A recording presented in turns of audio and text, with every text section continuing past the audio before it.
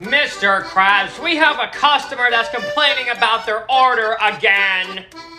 Who's complaining about me restaurant?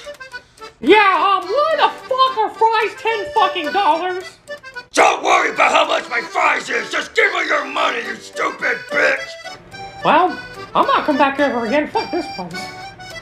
A few moments later. Mr. Krabs, you have another customer who's complaining about their food once again. God damn it, what is it this time? Excuse me, I asked for mustard, not ketchup. Never mind. Excuse me, where's your manager?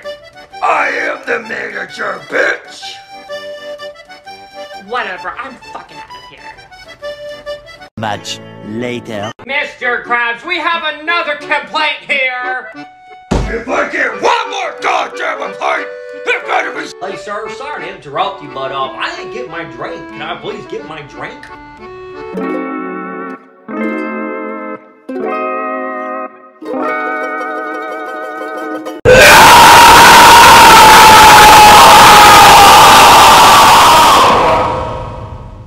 I'm going to a different restaurant. You're such a big baby bitch. Much later. Mr. Krabs, you have another enormous